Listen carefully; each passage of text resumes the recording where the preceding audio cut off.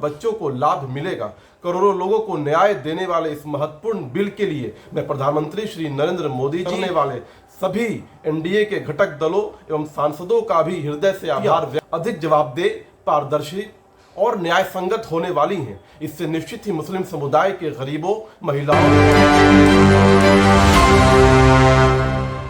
नमस्कार, बहुत बहुत स्वागत है आपका। एक न्यूज़ 24 देख रहे हैं आप और मैं हूं आपके साथ तान्या सिंह।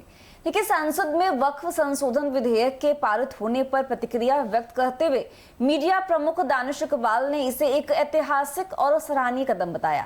उन्होंने कहा कि विधेयक न केवल वक्फ संपत्तियों की सुरक्षा सुनिश्चित करेगा बल्कि उनके पारदर्शी और जवाबदेह प्रबंधन का भी मार्ग प्रशस्त करेगा। यह कदम भारत में वक्फ प्रणाली को सशक्त और आधुनिक बनाने की दिशा में मील का पत्थर भी साबित होगा।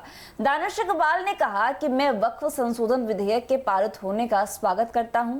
यह विधेयक न केवल एक कानूनी दस्तावेज है बल्कि यह सरकार की उस प्रतिबद्धता को दर्शाता है जो समुदाय के अधिकारों की रक्षा, विकास और न्याय सुनिश्चित करने के लिए आवश्यक है। देश भर में फैली वक्फ संपत्तियां एक अमूल्य धरोहर है जिनका सदुपयोग शिक्षा, स्वास्थ्य, सामाजिक कल्याण और धार्मिक गतिविधियों के लिए होना चाहिए। इस विधेयक के माध्यम से इन संपत्तियों के प्रबंधन में पारदर्शिता, जवाबदेही और अनुशासन स्थापित किया जा सकेगा और वक्फ संपत्तियों के दुरुपयोग, अवैध कब्जों, भ्रष्टाचार और कुप्रबंधन को लेकर पिछले कई वर्षों से सवाल उठते रहे हैं। विभिन्न जांचों और रिपोर्ट्स में वक्फ बोर्डों की कार्यप्रणाली पर गंभीर आरोप भी लगे हैं। ऐसे में यह संशोधन विधेयक समय की मांग था जो अब साकार हुआ है। दानिश इकबाल ने कहा कि यह कदम लंबे समय से अपेक्षित था। इसके वक्फ बोर्डों की कार्यप्रणाली में सुधार आएगा और जनता के बीच भरोसे का वातावरण निर्मित करेगा।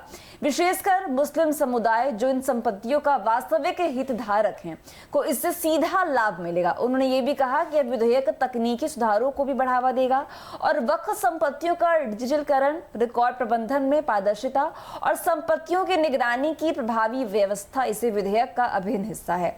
इससे न केवल भ्रष्टाचार रुकेगा बल्कि सार्वजनिक भागीदारी भी बढ़ेगी। समुदाय को यह भरोसा मिलेगा कि उनके संसाधनों का उपयोग सही दिशा में किया जा रहा है। तो सबसे पहले आप इस वीडियो को देखिए। आज एक ऐतिहासिक दिन है जब संसद ने वक्फ संशोधन विधेयक 2025 को स्वीकृति देकर वर्षों से चले आ रहे अन्याय और भ्रष्टाचार के युग का अंत किया है और न्याय व समानता के युग की शुरुआत की है। इस विधेयक के माध्यम से वक्फ बोर्ड और वक्फ संपत्तियां अधिक जवाबदेह, पारदर्शी और न्याय संगत होने वाली हैं। इससे निश्चित ही मुस्लिम समुदाय के गरीबों, महिलाओं और बच्चों को लाभ मिलेगा।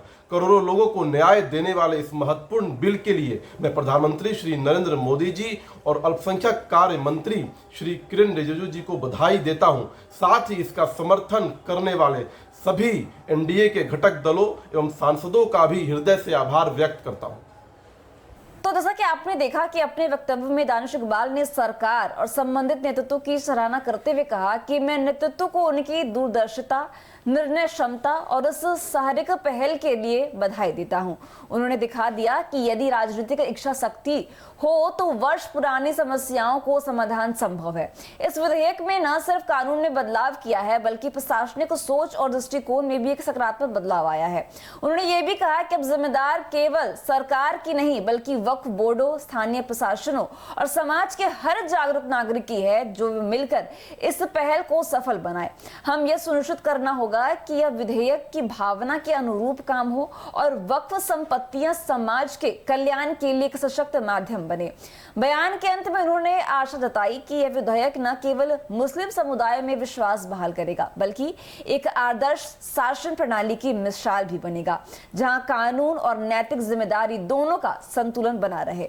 तो ऐसी अपडेट्स के लिए बने रहिए हमारे साथ और देखते रहिए 24 डीजे का इजाजत। धन्यवाद।